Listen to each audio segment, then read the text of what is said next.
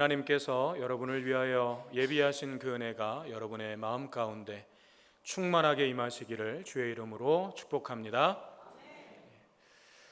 지난 주일에 우리가 좀 살펴보았던 내용을 잠깐 좀 정리를 해보겠습니다. 하나님의 심판이 임박해 올 때에 천사들이 롯에게 말했습니다. 너의 가족들 외에 너에게 속한 사람들이 이 성에 또 있느냐? 그들을 전부 이 성 밖으로 이끌어내라. 그래서 롯이 사위 될 사람들에게 가서 여호와께서 이 성을 멸하실 것이니 너희가 함께 떠나자. 일어나서 나와 함께 떠나자. 그렇게 전했죠.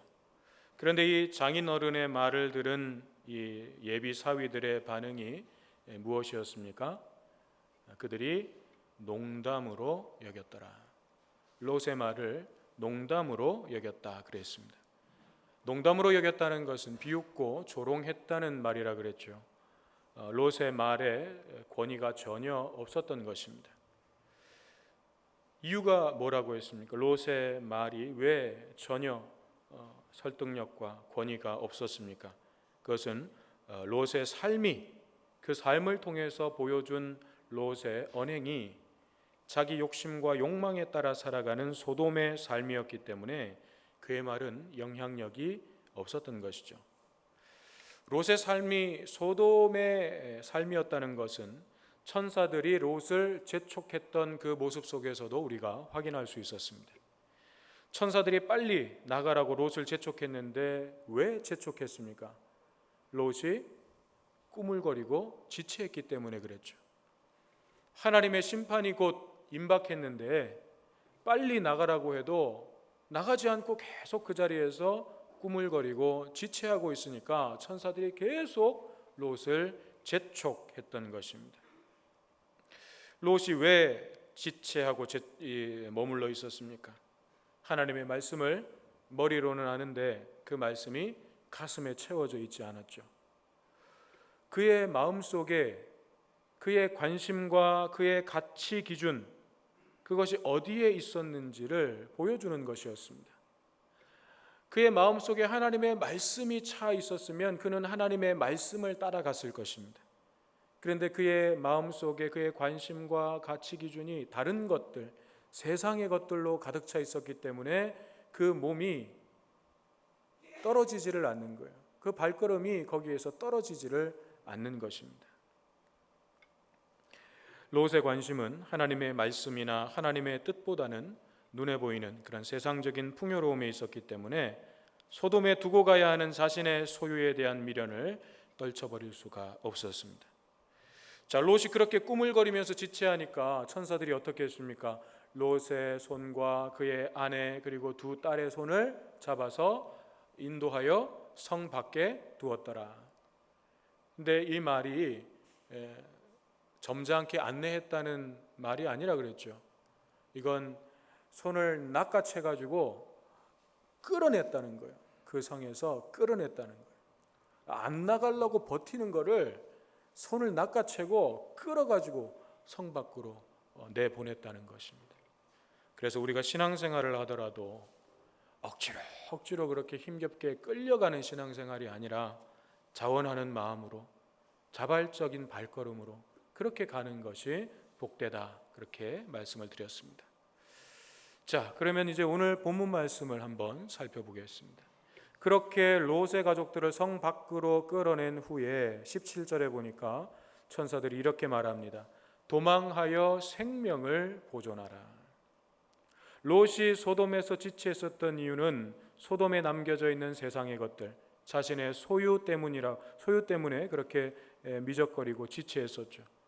그런데 하나님께서 천사를 통해서 하시는 말씀이 무엇인가 하면 도망하여 생명을 보존하라. 도망하여 생명을 보존하라.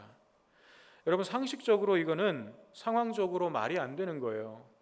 생명을 보존하려면, 지금 롯이 있는 이 가나안 땅에서 생명을 보존하려면 이 성에서, 이 도시에서 도망가는 것이 아니라 거기에 어떻게 해서든지 머물러야 돼요. 그 성 안에 들어가야 내가 생존할 수 있는 거예요. 살아가는 데 필요한 모든 것들이 그 안에 갖춰져 있습니다. 내 재산과 소유가 그 성에 있습니다. 그러므로 이 성을 나가면, 이 성을 떠나면 오히려 내 생명을 보존하기가 힘든 거예요. 성 밖에 나가면 거기에는 환경이 어떻습니까? 그냥 광야잖아요. 나가면 내 생명을 보존하기가 힘든 상황이에요. 그런데 하나님은 도망하여 생명을 보존하라, 그렇게 말씀하십니다. 여러분, 도망친다는 것이 무엇입니까? 도망친다는 것. 도망친다는 건 내 온 힘을 다해서 달아난다는 거예요. 멀리 떨어진다는 거예요. 그것을 피하려고, 그것으로부터 내가 멀리 떨어지려고 혼신의 힘을 다한다는 거예요. 여러분, 도망치는 사람이 주변의 풍경 감상하면서 슬렁슬렁 걸어가면서 나 지금 도망치는 중이야, 이런 사람 아무도 없어요. 도망치는 사람은 앞만 보고 달리는 거예요. 앞만 보고. 내가 살기 위해서, 내 생명을 보존하기 위해서 앞만 보고 달리는 거예요. 다른 데 신경 쓸 여력이 없어요. 내가 달리는데 혼신의 힘을 다하고 필사적으로 뛰는 거예요. 그게 도망하는 거예요. 하나님께서는 그런데 왜 이렇게 말씀하시는 것인가? 왜 생명을 보존하기 위해서 필요한 모든 것들이 갖춰져 있는 그 성에서부터 도망하라, 오히려 떠나라, 그래야 생명이 보존된다라고 말씀하십니까? 그것은 생명의 근원이 어디에 있는지를 착각하지 말라는 거예요. 생명의 근원이 어디에 있는지를 혼동하지 말라는 것입니다. 네가 의지하는 그 도시의 성벽이 너의 생명을 지켜주는 것이 아니다. 네가 그 성에서 애지중지 모은 너의 소유와 재산이 너의 생명을 연장시켜주는 것이 아니다. 하나님의 심판 앞에서 그것들이 너를 결코 구원해 줄 수 없음을 깨달아라. 하나님은 지금 그렇게 말씀하고 계시는 것입니다. 더군다나 죄 짓는 소리가 가득한 그곳, 그 성읍은 생명은커녕 이제 곧 심판과 멸망과 죽음밖에 남지 않을 것이니 온 힘을 다해서라도 그곳에서 빠져나가라는 것입니다. 멀리 달아나라는 것입니다. 필사적으로 죄로부터 멀어져야 한다는 것입니다. 그래야 생명을 얻는다는 것입니다. 그렇습니다. 우리에게 온전하고 영원한 참된 생명을 주시고 그 생명이 사람을 비롯한 모든 피조 세계에 충만해지도록 하는 것, 그것이 우리를 향하신, 또한 이 세상을 향하신 하나님의 관심입니다. 하나님의 관심은 오직 생명에 있어요. 하나님은 생명, 그 생명에 온통 관심을 쏟고 계십니다. 그것보다 더 중요한 것이 없기 때문입니다. 그거 잃어버리면, 그 생명 잃어버리면 다른 것들은 아무 소용도 없고 아무 의미도 없기 때문입니다. 그러면 어떻게 우리가 이 생명을 보존할 수 있는가? 17절 끝에 보니까 이렇게 말씀합니다. 돌아보거나 들에 머물지 말고 산으로 도망하여 멸망함을 면하라. 첫째, 돌아보지 말라는 거예요. 이 돌아보지 말라라고 하는 이 말의 원어적인 의미는 단순히 그냥 뒤를 돌아보는 게 아니고 이제 더 이상 뒤에 관심을 두지 말라는 거예요. 그냥 단순히 고개를 돌려서 돌아보는 게 아니고 뒤에 관심을 두지 말라는 뜻입니다. 롯이 지체했던 이유가 무엇인가? 아직도 거기에 관심이 많았다는 거예요. 그 성에, 그리고 그 성에 있는 자신의 소유들에 여전히 그 마음의 관심이 거기에 쏠려 있었다는 것입니다. 여러분, 우리가 앞으로 나아가면서 뒤에 관심을 가지고 있다면 우리가 과연 앞으로 나아갈 수가 있겠습니까? 결코 앞으로 갈 수가 없습니다. 지체할 수밖에 없습니다. 이스라엘 백성들이 출애굽해서 하나님께서 약속하신 그 약속의 땅 가나안을 향해서 나아갔습니다. 그런데 그들이 광야를 지날 때에 마실 물이 떨어지고 배가 고프고 그럴 때 막 불평불만이 나오지 않았습니까? 물을 달라고 하고 먹을 거 내놓으라고 그러고, 그러면서 그들이 한 말이 무엇이었습니까? 차라리 어디가 좋았겠다고요? 애굽이 나았겠다고. 뒤에 관심이 있는 거예요. 뒤에 두고 온 애굽에 관심이 있는 거예요. 두고 온 애굽의 떡에 관심이 있는 거예요. 그러면 앞으로 나아갈 수가 없는 것입니다. 그들의 관심은 온통 뒤에 있었습니다. 그들의 몸은 빠져나왔지만 그들의 마음은 여전히 애굽에 머물러 있었습니다. 결국 그들은 어떻게 되었습니까? 결국 그들은 가나안 땅에 못 들어갔습니다. 가나안 땅을 향해서 나아갔지만 여전히 뒤에 두고 온 애굽에 관심을 가지고 있었던 그들은 가나안 땅에 결국 못 들어갔습니다. 우리가 예수 그리스도를 믿고 하나님의 백성으로 살기로 했다면 여러분들이 지금 이 예배의 자리에 앉아 계신다는 이유는 앉아 계신다는 것은 여러분들이 예수 그리스도를 구주로 믿고 하나님의 언약 백성으로서 살아가기로 결단했기 때문에, 다짐했기 때문에 지금 이 자리에 앉아 계시는 거 아니에요? 만약 그렇다면 여러분들의 관심은 이제 여러분들이 떠나온 저 세상에 두어서는 안 됩니다. 우리는 이제 하나님의 나라에 관심을 가지고 그 나라를 향해서 나아가야 하는 하나님의 백성들이에요. 그런데 왜 자꾸 떠나온 애굽에, 세상에 여전히 마음을 두고 계십니까? 몸은 여기에 와 있는데 왜 마음은 저 세상에 두고 오셨습니까? 그렇게 해서는 하나님 나라를 향해서 절대 나아갈 수가 없는 것입니다. 사도 바울은 빌립보서 3장 13절 14절에서 이렇게 말합니다. 형제들아, 나는 아직 내가 잡은 줄로 여기지 아니하고 오직 한 일, 즉 뒤에 있는 것은 잊어버리고 앞에 있는 것을 잡으려고 푯대를 향하여 그리스도 예수 안에서 하나님이 위에서 부르신 부름의 상을 위하여 달려가노라. 이것이 사도 바울의 고백이었습니다. 자, 두 번째, 우리가 생명을 보존하기 위해서는 들에 머물지 말라고 말씀하십니다. 들에 머물지 말라는 거예요. 여기서 들이라고 하는 것은 그냥 일반적인 들판을 의미하는 것이 아니라 요단의 아주 그 풍요로운 들이었어요. 그 풍요로운 땅. 아브라함과 롯이 가축이 많아지고 함께 살다가 갈라져서 분가하게 된 이유가 가축이 너무 많아져가지고 함께 그 한 지역에서 살 수가 없어서 갈라지지 않았습니까? 그때 아브라함이 롯에게 선택권을 줬습니다. 그때 롯이 사방을 둘러보다가 바로 이 지금 자기가 머물고 있는 소돔과 고모라가 있는 이 땅, 이 요단 들판을 바라보니까 너무너무 땅이 좋은 거예요. 그때 롯이 이 땅을 향해서 뭐라고 표현했는지 기억나십니까? 이 땅이 뭐 같다고요? 하나님의 동산 같고, 또 하나 더 등장합니다. 애굽 땅 같았더라. 그 땅을 보니까, 이 소돔 땅을 보니까 하나님의 동산 같고 또 애굽 땅 같았더라. 여러분, 하나님의 동산은 뭐예요? 에덴 동산이죠. 에덴 동산. 그 에덴 동산은 하나님의 나라의 모형입니다. 가장 온전한 하나님 나라의 모형. 그런데 그 땅하고 애굽 땅하고 똑같이 보이는 거예요. 여러분, 이건 전혀 다른 개념이에요. 이건 정반대예요. 한쪽은 하나님 나라의 모형이고 한쪽은 세상 나라의 대표, 죄와 악이 가득한 하나님을 대적하는 세상 나라의 상징, 그것이 애굽 땅이었습니다.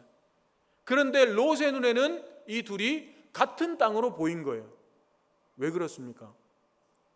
롯의 가치관에는 눈에 보이는 것들이 풍성하면, 눈에 보이는 것들이 풍족하면 그게 곧 하나님 나라였어요. 롯에게는 그것이 곧 하나님 나라였어요. 그러니 그 땅을 보면서 롯이 마음을 빼앗길 수밖에 없었죠. 롯이 그 땅을 바라보았다라고 성경은 표현하고 있습니다. 그런데 그 바라보았다라고 하는 의미는 단순히 우리가 눈을 뜨고 그곳을 보았다라고 하는 뜻이 아니라 동경하는 마음을 가지고 그것을 보았다는 뜻이에요. 너무너무 좋아 보이니까 나도 저기에 살 수 있었으면, 나도 저렇게 좀 내 것으로, 저런 풍요로움을 내 것으로 만들 수 있었으면, 그런 동경하는 마음으로 이 땅을 바라보았다는 것입니다. 바로 그 들판, 처음 이곳에 오기 위해서 롯의 눈에 들어왔던 그 들판을 말씀하는 겁니다. 롯은 이것이 구별이 안 됐습니다.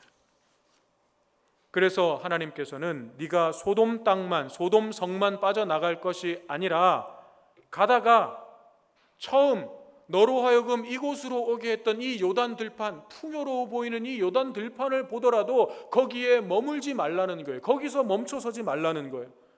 끝까지 달려가야 한다는 것입니다. 여러분, 탕자의 비유 아시죠? 둘째 아들이 아버지 집 떠나가지고 허랑방탕하게 살다가 결국은 인생의 밑바닥까지 내려가지 않습니까? 거기에서 어디 가서 뭐 먹고 살아요? 돼지치는 돼지우리에서 쥐염 열매, 그 돼지 사료로 먹이던 그 쥐염 열매. 그런데 나중에는 그 쥐염 열매조차 제대로 먹지 못하는 비참한 상황 속에 떨어집니다.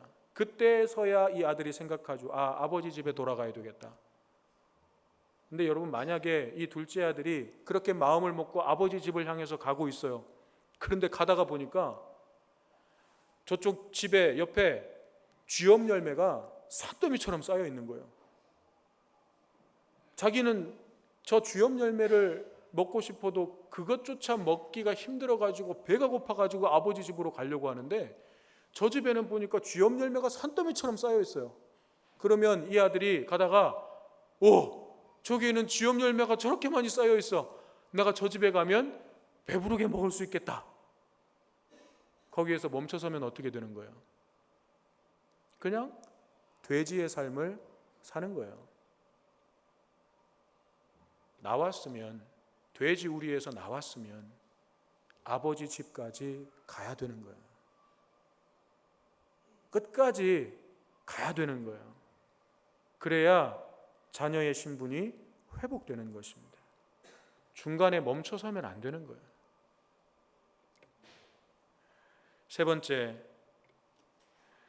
산으로 도망하여 멸망함을 면하라. 산으로 도망하여 멸망함을 면하라. 산으로 가라는 것은 우리의 신앙이 날마다 높은 곳을 바라보면서 나아가야 한다는 거죠. 우리의 신앙의 기준이 사람이어서는 안 된다는 것입니다. 목사님들도 이 정도인데 나는 한 요 정도 하면 되겠지. 장로님들 한 요 정도 하는데 나는 요 정도 하면 되겠지. 여러분, 신앙의 기준이 사람이어서는 안 된다는 거예요. 여러분, 자꾸 사람을 보면서 내 주변에 있는 친구들 다 요만하게 신앙생활을 하고 이게 평균적인 거 아닌가? 이 보통 이렇게 신앙생활들 하지 않나? 그거 기준으로 삼으면 안 된다는 거예요. 에베소서 4장 15절에서 이렇게 말씀하십니다. 범사의 예수 그리스도에게까지 자라가라. 모든 일에, 범사에 어디까지요? 예수 그리스도에게까지 자라가라. 그것이 우리의 기준이에요. 예수님에게까지 자라가는 것, 이것이 우리의 기준이어야 한다는 것입니다. 예수님이라고 하는 그 산 정상까지 우리는 계속해서 닮아 올라가야 하는 것입니다. 물론 우리가 완전하게 예수님의 그 모습을 닮아갈 수는 없겠죠. 그 모습을 완전하게 우리의 모습으로 닮을 수는 없겠죠. 그렇지만 그렇게 한 걸음씩이라도 산 정상을 향해서 내가 계속해서 내딛고 올라가야 내 생명이 보존된다는 거예요. 내 생명을 지켜낼 수가 있다는 것입니다. 우리가 올라가야 할 산은 무엇이겠습니까? 기도의 산, 올라가야 됩니다. 여러분, 어제보다 오늘 나의 기도는 더 깊은 기도여야 합니다. 기도의 내용이 달라져야 돼요. 10년 전과 10년이 지난 오늘 나의 기도의 제목은 달라져야 돼요. 기도의 제목을 보면 그 사람의 신앙의 성숙함이 어느 정도 측정이 됩니다. 늘 그냥 기도하는 제목이 건강하게 해주세요, 잘 되게 해주세요, 취직하게 해주세요, 공부 잘하게 해주세요, 사업 잘 되게 해주세요. 평생 그냥 이 기도 제목 하나 가지고. 여러분, 우리의 기도가 달라져야 돼요. 그런 기도의 제목들이 필요 없다는 의미가 아니라 그런 기도의 제목만 가지고 기도하고 있는 것이 문제라는 거죠. 신앙생활을 좀 10년, 20년, 30년, 40년 시간이 지났으면 그에 합당한 성숙함이 나와야 된다는 거죠. 하나님의 뜻이 무엇인지 좀 몸부림치는 기도가 나와야 된다는 것입니다. 하나님의 뜻대로 내가 살아가지 못하는 내 삶의 모습을 보면서 가슴을 치고 통곡하는 기도가 나와야 된다는 거예요. 그런데 기도한다고 하면 늘 하나님 앞에 와가지고 돈 잘 벌게 해주세요. 좋은 대학 가게 해주세요. 사업 잘 되게 해주세요. 건강하게 해주세요. 그냥 평생 그 기도. 여러분, 기도의 산으로 좀 올라가야 됩니다. 말씀의 산으로 올라가야 됩니다. 어제까지는 내가 내 마음에 드는 좀 달콤한 말씀들, 부드러운 말씀들, 내 귀에 쏙쏙 들어올 수 있는 말씀들만 먹었다면 내가 너를 잘 되게 해줄 거다, 지켜줄 거다, 보호해 줄 거다, 내가 너에게 복을 줄 거다, 이런 우리의 마음을 기분 좋게 해주는 그런 하나님의 말씀들만 자꾸 들으려고 했다면 이제는 좀 딱딱한 말씀도 먹을 줄 알아야 돼요. 하나님께서 말씀하시고 징계하시고 경고하시는 그 말씀들, 너희들 그쪽으로 가면 죽어, 망해, 그러면 안 돼, 말씀하시는 그 하나님의 말씀도 먹을 수 있고 삼킬 수 있어야 되는 거죠. 말씀의 산으로 올라가야 됩니다. 헌신의 산으로 올라가야 됩니다. 어제까지는 나와 내 가족들만을 위해서 헌신했다면 오늘은 다른 이웃들, 내 도움을 필요로 하는 모든 이들을 위해서 우리가 헌신할 수 있어야 합니다. 피조세계의 모든 생명들을 위해서 우리가 우리의 삶을 내어줄 수 있어야 합니다. 매일매일 올라가는 그 신앙이 내 생명을 생명답게 보존하는 길입니다. 그런데 롯의 반응은 어떻습니까? 그렇게 말씀하시는데 롯의 반응이 무엇이었습니까? 18절을 보니까 롯이 그들에게 이르되, 천사들에게 말하는 거죠. 내 주여 그리 마옵소서.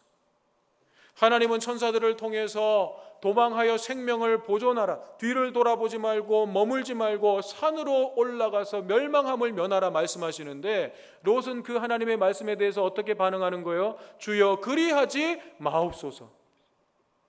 여기서도 아브라함과 롯의 차이가 분명하게 드러납니다. 하나님께서 아브라함을 부르실 때에 하나님께서 뭐라고 말씀하셨습니까? 너의 본토 친척 아비 집을 떠나라. 너의 모든 소유가 있고 삶의 터전이 있는 그 익숙한 땅을 떠나서 내가 너에게 보여줄 땅으로 가라. 하나님께서 말씀하실 때 아브라함의 반응은 무엇이었습니까?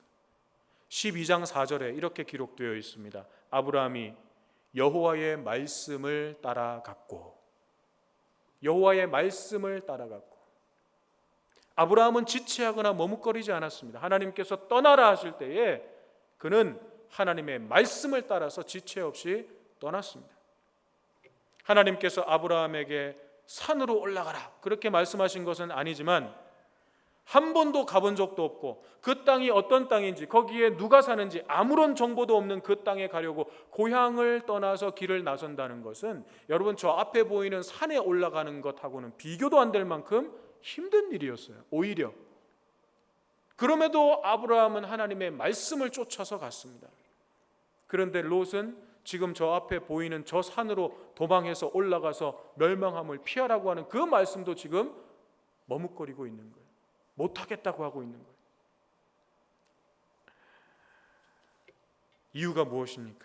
19절을 보니까 주의 종이 주께 은혜를 입었고 주께서 큰 인자를 내게 베푸사 내 생명을 구원하시오나. 이게 무슨 말입니까? 하나님께서 내게 은혜를 주셔서, 하나님께서 내게 은혜를 베푸셔서 지금 내 생명을 구원하신다는 것, 나를 살려주신다는 것은 알겠지만, 여러분 분명히 그렇게 얘기하고 있어요. 하나님께서 내 생명을 지금 구원해 주신다는 것은 알겠지만 내가 도망하여 산에까지 갈 수는 없겠습니다. 왜? 두렵건대 재앙을 만나 죽을까 하나이다. 여러분, 이게 지금 문장이 맞다고 생각하십니까? 이게 말이 되는 말이라고 생각하셔요? 하나님께서 내 생명을 은혜를 베푸셔서 구원해 주시겠는 것은 알겠는데 내가 산으로는 못 가겠습니다. 왜냐하면 가다가 내가 죽을까 두렵습니다. 앞뒤가 안 맞잖아요. 롯의 믿음이 이거예요. 지금 롯의 믿음의 실체가 이거예요. 말로는 얼마든지 믿음의 말을 쏟아낼 수 있습니다. 하나님이 저를 구원하셨습니다. 하나님이 내게 은혜를 베푸셨습니다. 그런데 하나님, 제가 저 산까지는 못 갑니다. 이게 롯의 믿음의 실체예요.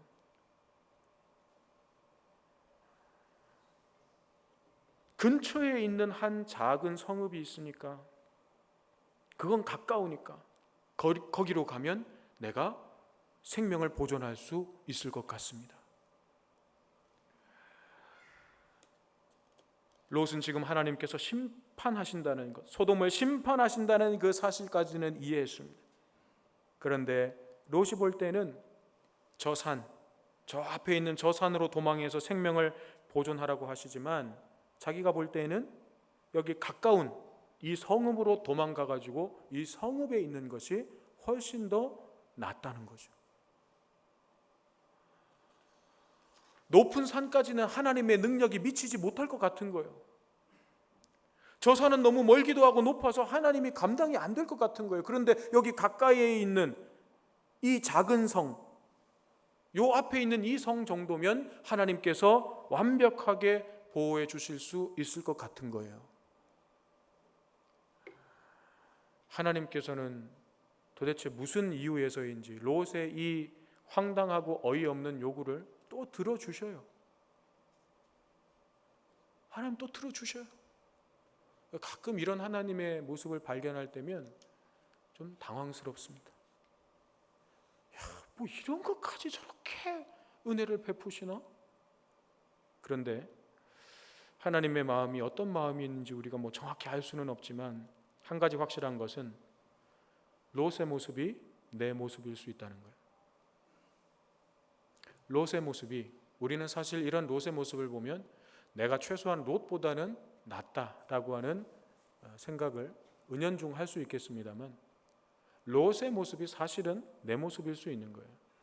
만약 그렇다면 롯에게 이렇게 은혜를 베푸시는 이 하나님은 오늘 내가 반드시 만나야 되는 하나님이에요.